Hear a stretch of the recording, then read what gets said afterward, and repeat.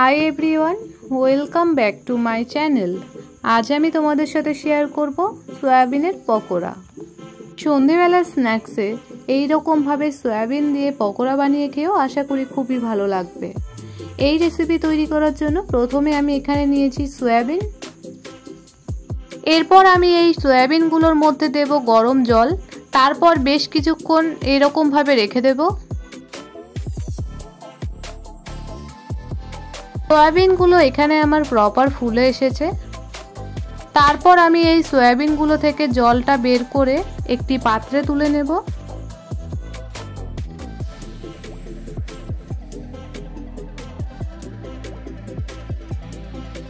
এখানে আমি সয়াবিনগুলো থেকে জলটা পুরো বের করে দিয়েছি।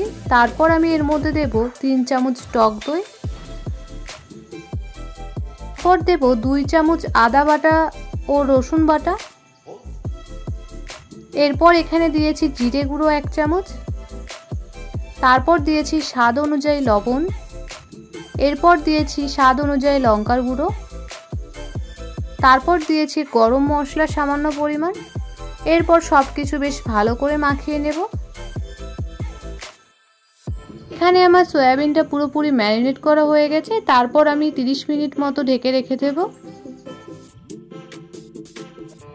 30 মিনিট পর এই সয়াবিনগুলোর মধ্যে আমি অ্যাড করব ময়দা।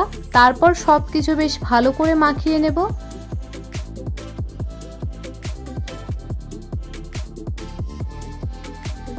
পর আমি একটি কড়াই দিয়ে দেব পরিমাণ মতো সরষের তেল। তেলটা গরম করে নেব বেশ কিছুক্ষণ। তেলটা গরম হয়ে আসলে তারপর আমি এর মধ্যে দিয়ে দেব মেখে রাখা সয়াবিনগুলো।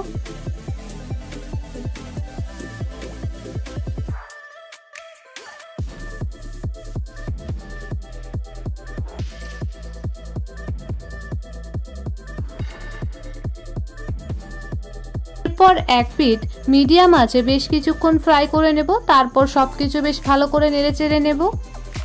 এরপর ঠিক এইরকম ভাবে নেড়েচেড়ে আমি সয়াবিনের পকোড়াগুলো বেশ কিছুক্ষণ ফ্রাই করে নেব।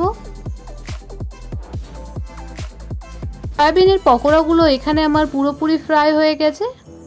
তারপর আমি তেল থেকে ছেঁকে একটি পাত্রে তুলে নিচ্ছি।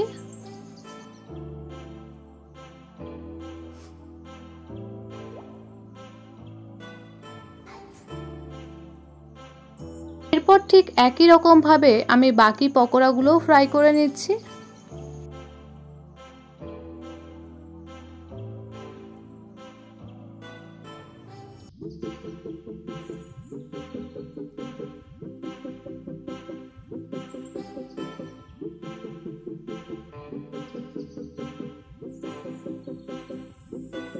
এখানে আমার সব সয়াবিনের পকোড়াগুলো তৈরি হয়ে গেছে। তারপর আমি একটি পাত্রে তুলে নিয়েছি।